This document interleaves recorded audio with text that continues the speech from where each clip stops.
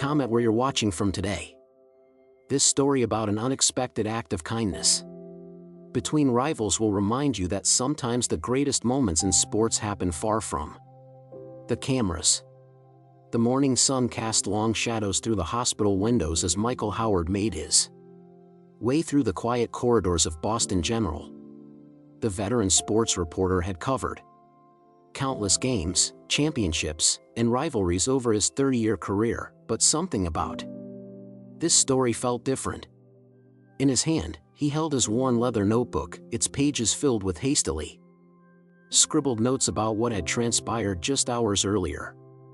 The previous evening had been like any other at the hospital. The night shift nurses were making their rounds, the fluorescent lights humming quietly overhead. Room 317 had become a second home to Thomas Cross, one of basketball's most fierce competitors of the 1980s. For weeks, he had been fighting a battle far more challenging than any he had faced on the court. His once powerful frame now weakened by illness. The nurses had grown accustomed to the steady stream of visitors, former teammates, coaches, and basketball legends paying their respects. But as the sun began to set on that particular Tuesday evening, something unexpected happened. A delivery man from Winston's flower shop arrived carrying an arrangement that would spark a story that would touch the hearts of sports fans across the nation. The flowers themselves were beautiful, a stunning array of white lilies and blue irises arranged with careful precision. But it wasn't the flowers that caught everyone's attention. It was the card. And more importantly, who had sent them. Larry Bird. The same Larry Bird who had fought countless battles against Thomas on the hardwood. The same Larry Bird who had exchanged sharp words and sharper elbows with him during the height of their rivalry. The same Larry Bird who Thomas had once described as the most frustrating opponent I've ever faced. The night nurse, Angela Powell, was the first to witness Thomas's reaction when he read the card. She would later tell Michael Howard that in all her years of nursing, she had never seen anything quite like it. There was something special in that moment, she would say. Something that went beyond basketball. As Michael sat in the hospital waiting room, preparing to interview Thomas about the unexpected gesture, he couldn't help but think back to the fierce battles these two men had waged on the court. The rivalry between them had been legendary, two titans of the game, each pushing the other to their absolute limits. He remembered one particular game in '86, when Thomas had blocked Bird's game-winning attempt, only for Bird to grab the rebound and score anyway. The two had stood face to face afterward, neither willing to back down, their competitive fire evident for all to see. The sports pages the next day had been filled with stories about their intense rivalry. But now, decades later, something profound had shifted. The flowers sitting by Thomas's hospital bed spoke to a deeper truth about sports, about rivalry, and about humanity itself. Thomas's son, Daniel Pierce, had been the one to call Michael about the story. "Dad wants to share this," he had said. "He thinks people need to hear it." There was something in Daniel's voice that suggested this was more than just another sports story. The door to room 317 opened, and Michael was ushered in. Thomas was sitting up in bed, looking thinner than in his playing days but with the same intensity in his eyes. The flower arrangement sat on the windowsill, catching the morning light. But it was the card in Thomas's hands that drew Michael's attention. "I've been holding on to this since last night," Thomas said, his voice quieter than Michael remembered but still carrying that distinctive strength. "Been reading it over and over, trying to find the right words to describe what it means." Michael took a seat beside the bed, notebook ready. But before he could ask his first question, Thomas began to speak, sharing a story that would reveal the true depth of sportsmanship and humanity that can exist even in the fiercest of rivalries. "You know, throughout my career, I faced a lot of great players," Thomas began. "But none of them pushed me the way Larry did. Every time we stepped on the court, it was war. We'd battle. For every point, every rebound, every loose ball.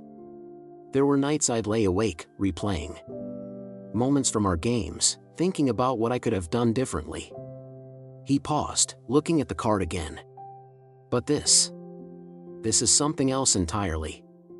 The card itself was simple, cream-colored paper with elegant black script.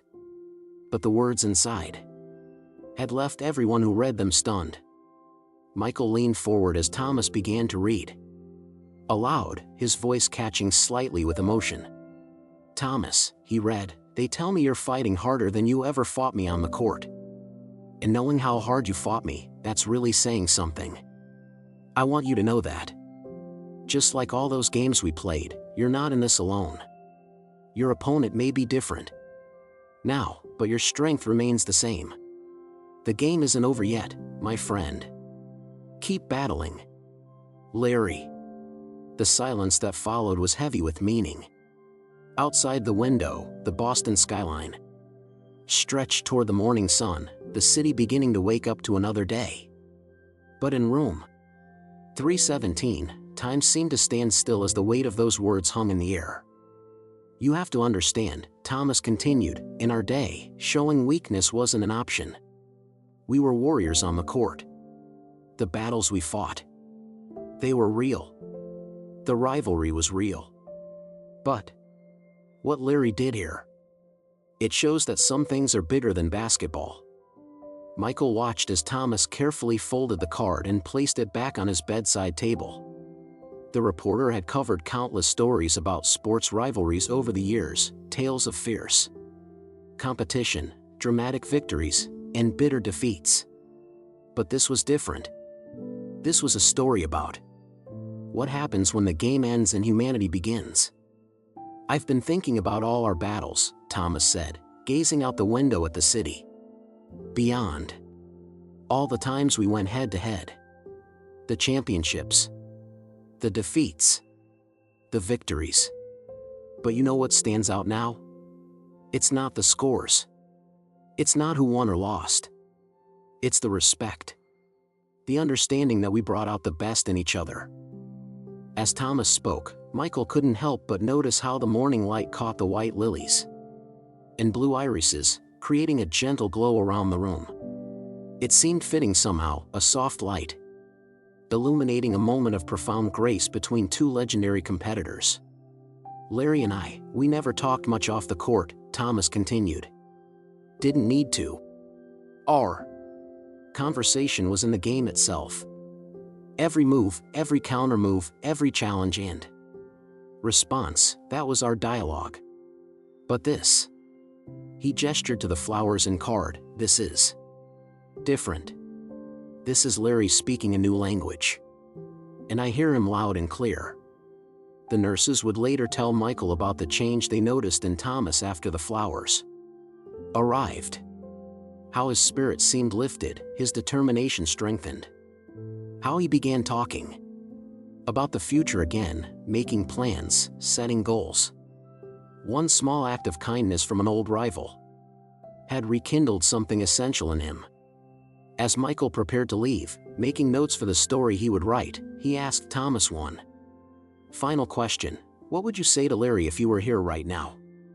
Thomas was quiet for a moment, his gaze still fixed on the Boston skyline. When he finally spoke, his words carried the weight of years of competition, respect, and now, profound gratitude. "I'd tell him that he's still teaching me new moves. That even after all these years, he's still pushing me to be better.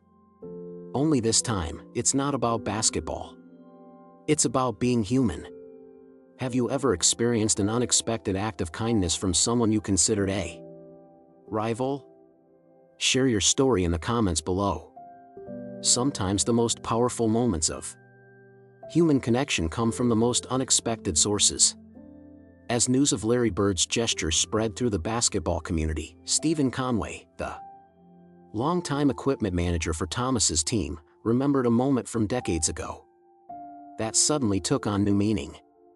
It was during the height of their rivalry, After a particularly brutal game in '85, when he had witnessed something few others had seen. In the empty arena, long after the crowds had gone home, Conway had found Thomas sitting alone in the locker room, still in his uniform, studying a piece of paper. It was the box score from that night's game against Bird's team. Thomas had circled every one of Bird's statistics, analyzing them with the intensity of a scholar studying ancient texts. "Nobody pushes me like he does," Thomas had said then, not even looking up.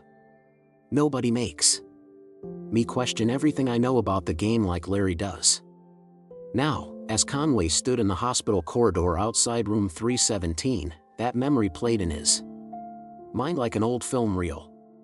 He had brought with him a box of memorabilia from those years. Newspaper clippings, photographs, and game programs that chronicled the epic battles between these two titans of the sport. Michael Howard was still there, his reporter's notebook now filled with stories from those who had witnessed the rivalry firsthand. Gregory Ward, a veteran referee who had officiated many of their games, shared his perspective from the unique vantage point of someone who had stood between them during their fiercest battles. "You have to understand," Ward explained, leaning against the hospital wall, "these weren't just basketball games. They were chess matches played at full speed. Every move Bird made, Thomas would counter. Every strategy Thomas employed, Bird would adapt to. They made each other better, even though they probably wouldn't have admitted it back then." The nurses had noticed an increase in visitors since the flowers arrived. Former players, coaches, and basketball personalities came to see Thomas, each carrying their own memories of the rivalry. But more importantly, they came to witness this unexpected chapter in a story they thought they knew by heart. Russell Williamson, a sports photographer who had captured many of their battles on film, brought a particular photograph that seemed to capture the essence of their rivalry. It showed Bird and Thomas, both soaked in sweat, bodies colliding in midair as they fought for a rebound. Their faces were masks of determination, each refusing to give an inch. "Look at their eyes in this photo," Williamson said, showing the image to Michael. "That's not hatred you see there. That's respect. The purest kind of respect you can have in sports, the kind you earn through battle." Back in room 317, Thomas had asked to see some of the old footage. His son Daniel set up a laptop, and together they watched clips from those legendary games. The room fell silent except for the sound of sneakers squeaking on hardwood and crowds roaring through the small speakers. "People forget," Thomas said, his voice thoughtful as he watched a young version of himself trading baskets with Bird, "that rivalry isn't about hating your opponent. It's about finding someone who forces you to be your absolute best.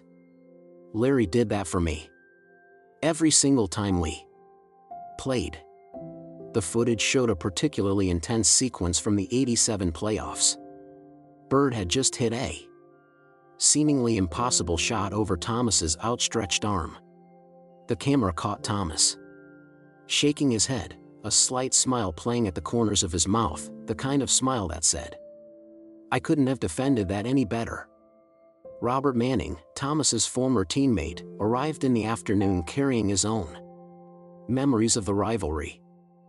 "I remember sitting on the bench during those games," he shared, "watching them go at it. It was like watching two grandmasters play speed chess while running a marathon. They knew each other's games so well that they were often countering moves before they even happened." As the day progressed, more stories emerged.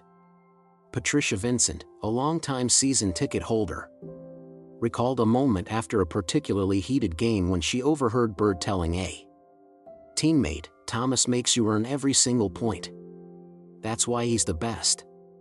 It was the kind of respect that couldn't be faked, the kind that could only be forged in the crucible of genuine competition. The flowers on the windowsill seemed to take on new meaning as these stories filled the room.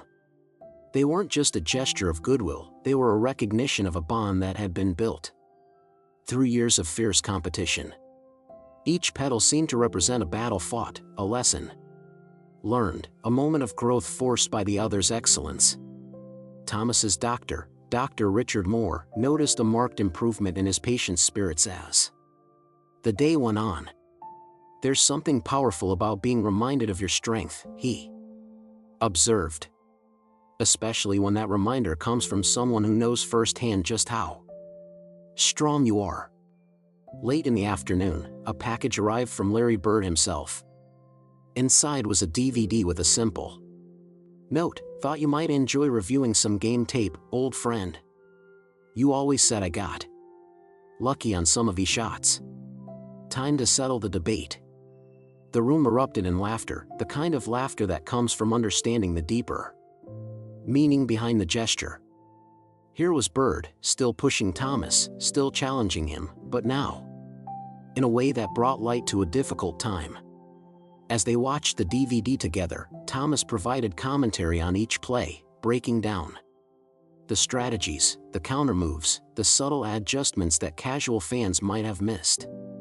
It was a master class in basketball, but more than that, it was a testament to how well these two rivals knew each other's games. "See that move there?" Thomas pointed to the screen. "Larry used to love that fake he'd make. You think he was going right, but his eyes would always tell you where he was really going.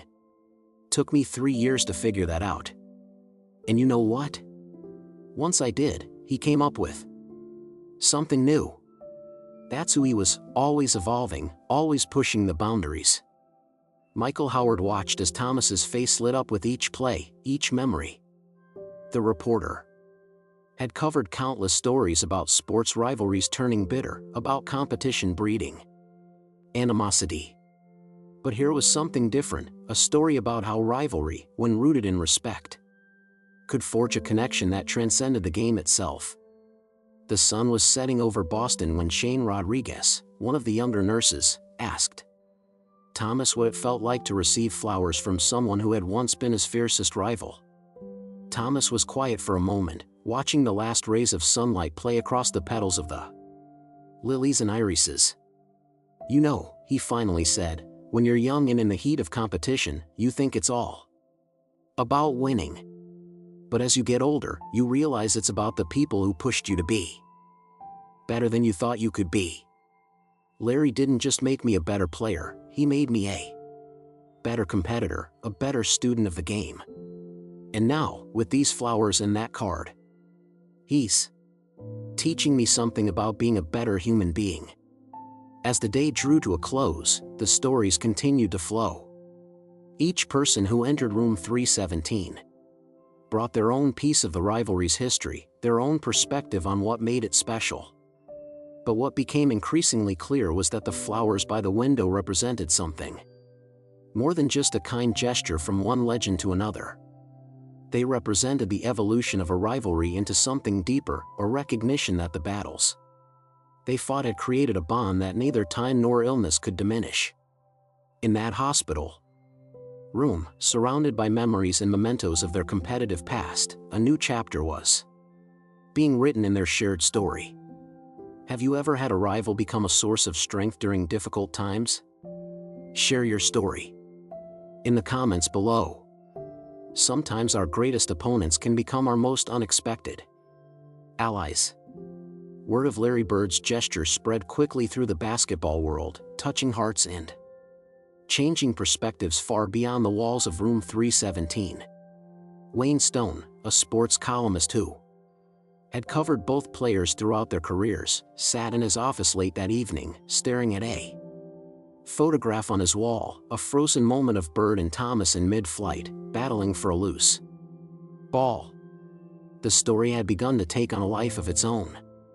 Local news stations sent reporters to Winston's flower shop, where Roger Turner, the owner, shared how Larry Bird had personally called to arrange the delivery. He was very specific about the flowers, Turner recalled. White lilies for strength, blue irises for hope. He wanted them arranged in a way that would catch the morning light. At the hospital, the steady stream of visitors continued. Dean Black, a former NBA referee, brought with him a whistle he had used during one of their most memorable matchups. This whistle got quite a workout that night, he chuckled, showing it to Thomas. You two played the game so hard, but so clean. Made my job easier, even though the intensity was off the charts.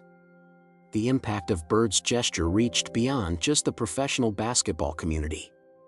Timothy Fletcher, who coached youth basketball at the local community center, used the story during his team meeting that evening.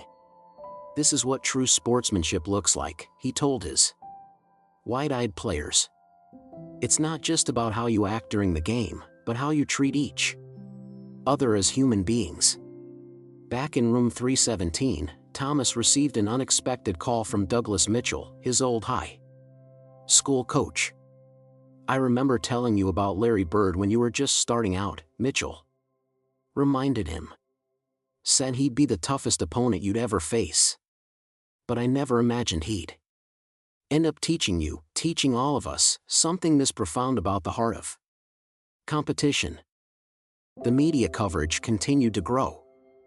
Michael Howard's initial story had been picked up by national outlets, each adding their own perspective on this unexpected act of kindness between rivals.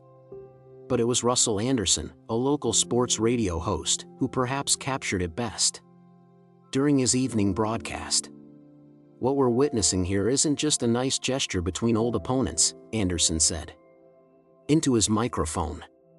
It's a reminder that the fiercest rivalries in sports are often built on a foundation of deep respect. Bird and Thomas didn't just push each other to be better players. They pushed each other to be better competitors, better sportsmen, and now, better human beings. The impact was particularly visible among current NBA players. Vincent Dean, a rising star, known for his intense rivalries, visited Thomas that afternoon. After reading Bird's card, he sat quietly for a long moment. Makes you think differently about your opponents, he finally said. Maybe the guys we battle with today are the ones who'll have our backs tomorrow. Throughout the day, more stories emerged about the complex relationship between Bird and Thomas. Anthony Young, a former teen photographer, shared a series of never-before-seen photos he had captured during their playing days. One particular image stood out, a moment after a grueling playoff game, both men exhausted, sharing a brief handshake that spoke volumes about their mutual respect. The nurses noticed that Thomas's recovery seemed to take on new energy. Joyce Love, his primary care nurse, observed how he began walking the hospital corridors with renewed purpose, often stopping to share stories about his battles with Bird to anyone who would listen. It's like the flowers reminded him of his fighting spirit, she noted. Late in the afternoon, a group of young basketball players from the local high school team came to visit. Their coach, Gary Holland, had played against both Bird and Thomas in his early days. The teenagers listened, mesmerized, as Thomas and Holland recalled the intensity of those games. You see these flowers? Thomas asked the young players, pointing to the arrangement. They're from the toughest opponent I ever faced. But what makes them special isn't just who sent them, it's what they represent. They represent the understanding that your fiercest rival can also be your greatest motivator. The story even reached Winston's Flower Shop's competitors. Patricia Brady, owner of a rival florist, admitted that the story had changed her perspective on business competition. If Larry Bird can send flowers to his biggest rival, maybe we can all learn something about turning competition into mutual respect, she reflected. As evening approached, Thomas received another surprise, a basketball signed by both him and Bird from their final game against each other. Craig Weber, a longtime fan, had kept it safe for decades and felt this was the moment to return it to one of its original owners. I've had this ball for years, Weber said, placing it gently on Thomas's bedside table. Always thought it represented the end of an era. Now I realize it represents something that never ended. The respect between two great competitors. The ball sat next to the flowers, two symbols of different eras in their relationship, one from the heat of competition, one from a moment of compassion. Together, they told a story about the evolution of rivalry into something deeper. Michelle Cameron, a sports psychologist who had worked with both players during their careers, offered her perspective on the significance of Bird's gesture. In sports, we often talk about mental toughness, she explained. But what Larry Bird demonstrated here is emotional intelligence. He understood that sometimes the strongest thing you can do is show someone you care. The impact continued to ripple outward. Local schools began incorporating the story into their character education programs. Youth sports leagues used it as a teaching moment about sportsmanship. Even business schools showed interest, seeing it as a case study in how competition and compassion could coexist. Thomas's son, Daniel, noticed how the story had begun to transform people's understanding of sports rivalry. Growing up, I always heard about the intense battles between my dad and Larry Bird, he said. But now I see that those battles created a bond that went deeper than basketball. They created a respect that stood the test of time. As the day drew to a close, Thomas asked to have the flowers moved closer to his bed. The setting sun cast long shadows through the petals, creating patterns on the hospital wall. In that quiet moment, he shared a reflection with Michael Howard that seemed to capture the essence of what had transpired. "You know what I've been thinking about?"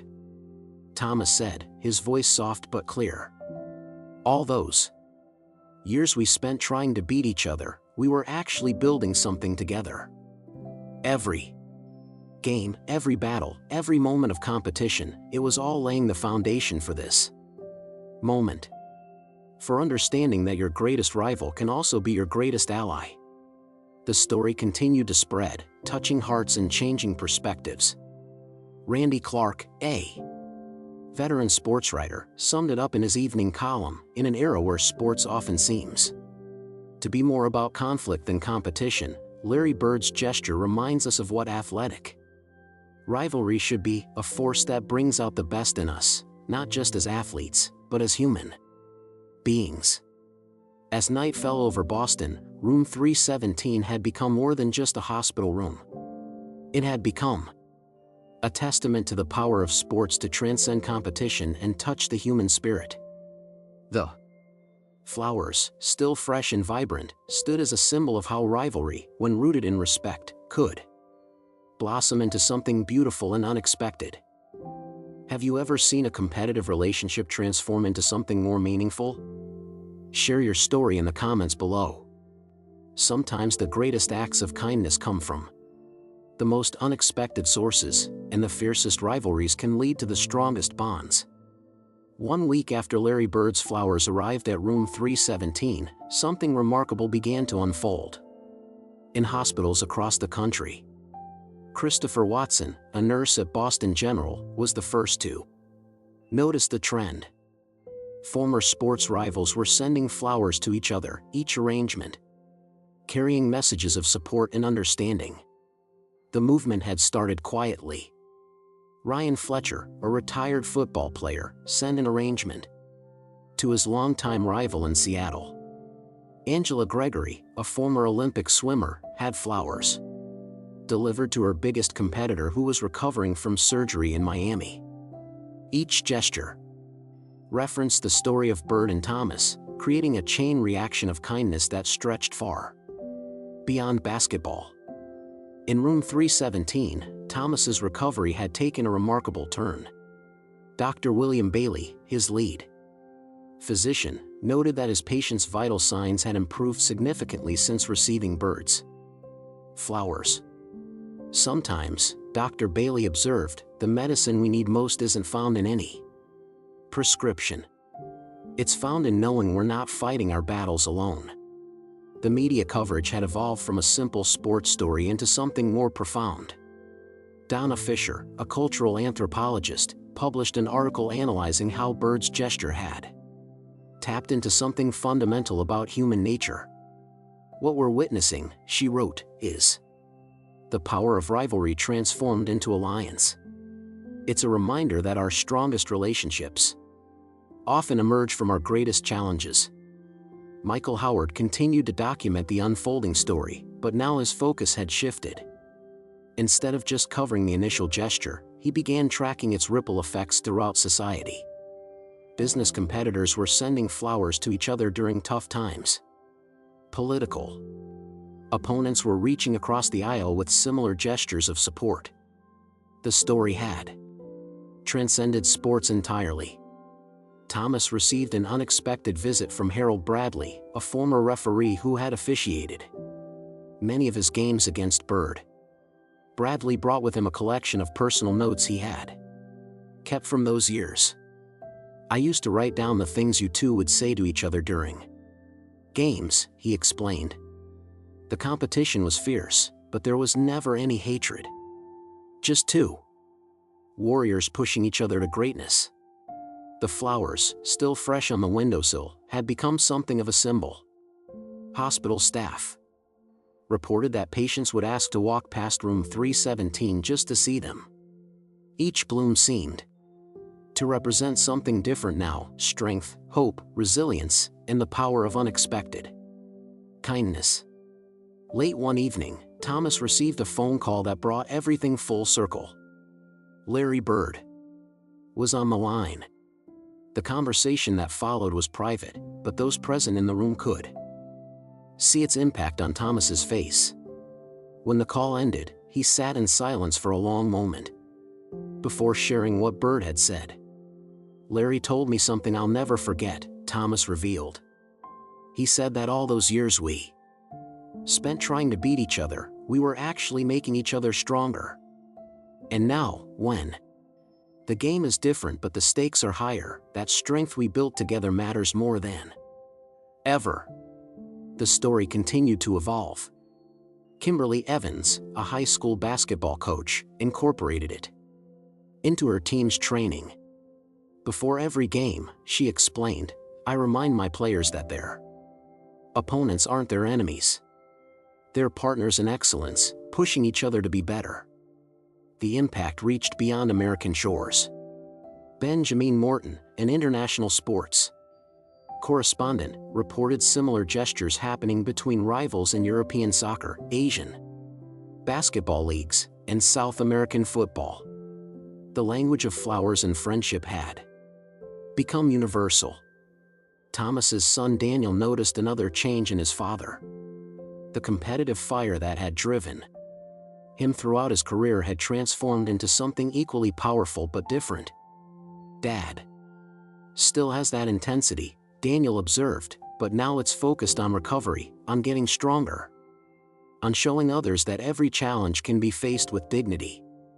The hospital staff began keeping a journal of visitors' reactions to the story. Nancy Sutton, a weekend nurse, shared some of the entries. They ranged from simple expressions of admiration to profound reflections on the nature of competition and compassion. One entry, written by a young basketball player, simply stated, "Today I learned that my biggest rival might become my strongest ally." As days passed, more stories emerged about the hidden moments of respect between Bird and Thomas during their playing days. Robert Manning returned with a previously untold story about a charity game where the two stars had secretly collaborated to help a young fan fulfill his dream of scoring a basket. The flowers had begun to inspire art. Wesley Paul, a local painter, created a piece showing two basketball players in fierce competition, their shadows forming the shape of a handshake.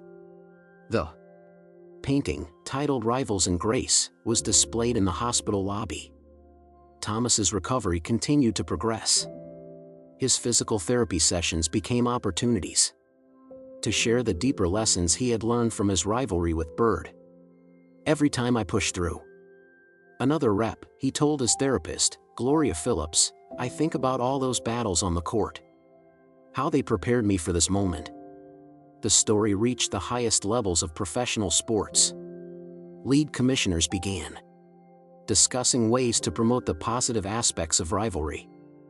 Youth sports organizations developed programs emphasizing the balance between competitive spirit and human kindness.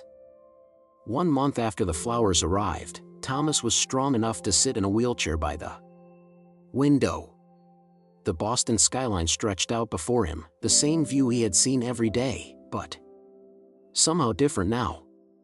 The city seemed softer, more connected, as if Bird's gesture had somehow changed the very atmosphere. Michelle Hammond, a sports psychologist working with current NBA players, began using the story in her sessions. When athletes understand that their greatest rivals can become their strongest supporters, she explained, it changes how they approach competition. It becomes about growth rather than destruction. The final chapter of this story came not in grand gestures or media coverage, but in a quiet moment in room 317. Thomas, now strong enough to stand, carefully removed one white lily from the arrangement. With the help of his son, he had it preserved and framed alongside Bird's original card. This flower, he explained to Michael Howard, represents something bigger than basketball. Bigger than rivalry, bigger than any game. It represents the moment when one of my toughest opponents became one of my strongest supporters. And that's a victory bigger than any championship. The preserved flower and card now hang in the Basketball Hall of Fame, alongside the jerseys and trophies of both players. But their real legacy isn't found in any museum.